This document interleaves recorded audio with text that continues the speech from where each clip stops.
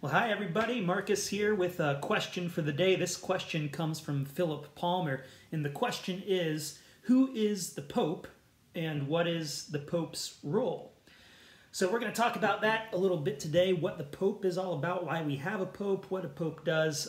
When I was a kid, being raised in an evangelical tradition of Christianity, for me the Pope was just some guy with a funny hat, and I didn't really know much more about the Pope than that. So really the Pope comes from our belief in apostolic succession. So what is apostolic succession? Well, we know that in the Gospels, Jesus has these 12 men, gathered 12 of his disciples, and he gives them the role of apostles, those who are sent out to proclaim the gospel.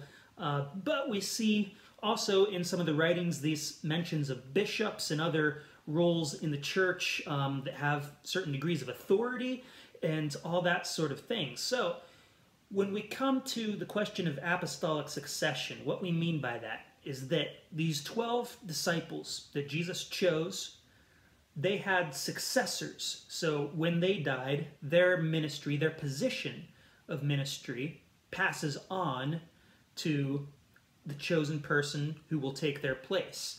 So for this, look at the account in the book of Acts, Acts of the Apostles, after the death of Judas. The apostles are gathered together and they say, well, someone has to take his office. They refer to it as an office, that with Judas gone, that there is something lacking there, that there's an actual position that needs to be filled. So that's where they cast lots and they choose Matthias to take Judas's place. So that's just an early example of this apostolic succession taking place. But with the Pope in particular, the Pope, we say, is the successor of St. Peter. So in Matthew's Gospel, we hear that exchange with Peter and Jesus, where Jesus says, "You are Peter, and on this rock I will build my church." Peter, of course, meaning rock. So he's essentially saying, you are rock, and on this rock I will build my church. So Catholic scholars and a lot of Protestant scholars agree too that Peter was the leader of the early church after Jesus ascended into heaven, that Peter was kind of the head honcho, the one in charge, to the largest degree anyway. He was the one that people looked to as the leader for this new movement of Christianity. So we know from certain traditions, certain ancient documents, that Peter was killed in Rome and that he was the bishop there of Rome. So bishop kind of being the overseer. Bishop, that's what bishop means. They're the overseer of that area of the church. So when Peter died, someone took his place, and so on and so forth, all the way until today with Pope Francis. There's that unbroken line of succession, of leadership. And we see this in a lot of writings from the early church fathers. The church fathers were just leaders in the church, most of them bishops from the first centuries of the church, who left us their writings. And in, let's see, we have Cyprian, St. Cyprian, writing in the 3rd century. He talks about there being one chair, that primacy is given to Peter, that it may be shown that the church is one and the chair is one. We have that. We have St. Irenaeus writing from the 2nd century. He says, with this church, the Church of Rome, because of its position of leadership and authority, must needs agree every church, that is, the faithful everywhere. For in her the apostolic tradition has always been preserved by the faithful from all parts. Now he goes on to say a little bit about how this succession happened with Peter. He says, the blessed apostles, after founding and building up the church, handed over to Linus the office of bishop. So Linus was the successor of Peter. He says Paul mentions this Linus in his epistle to Timothy. He was succeeded by Anacletus, after whom, in the 3rd place after the apostles, Clement was appointed to the bishopric.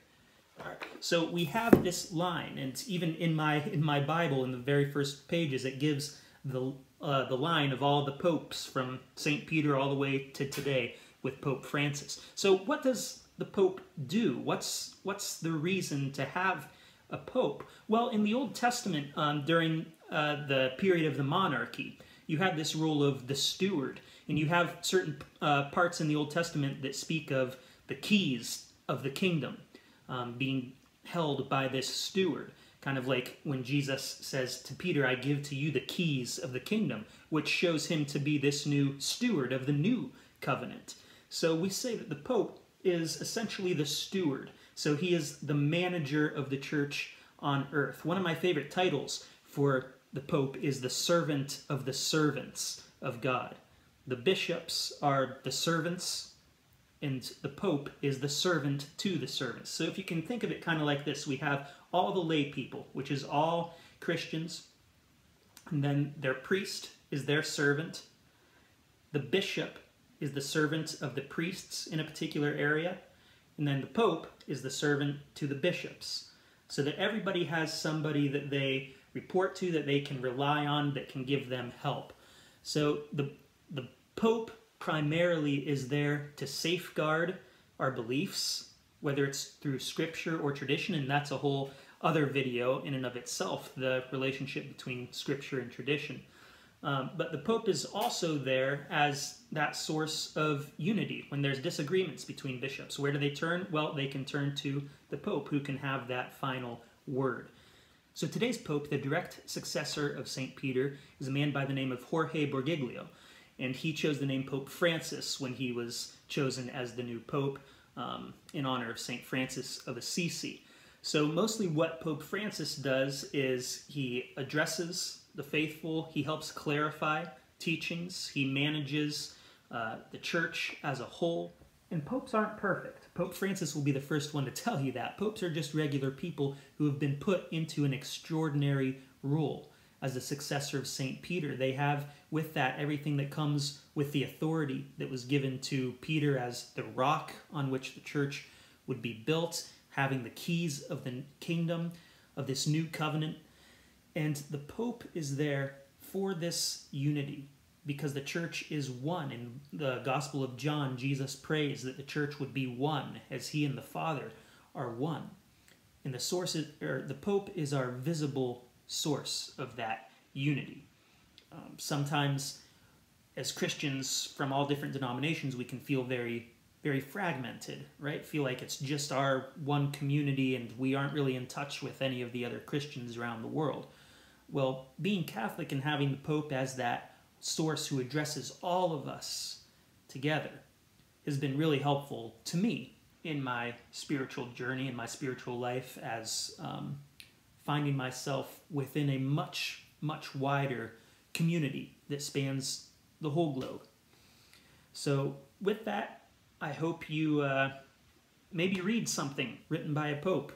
It took me a long time to actually sit down and open up a book that a pope had written, and what I found were words of incredible wisdom, words that drew me closer to Jesus, because that's primarily what the Pope is here to do. As the steward of the church, the Pope is there to bring people closer to Jesus.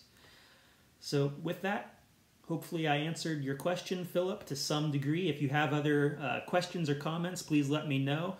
This is the sort of topic that could possibly branch off into a whole branch of other questions. So if you have anything that you want to know about, please let me know. All right. Peace out.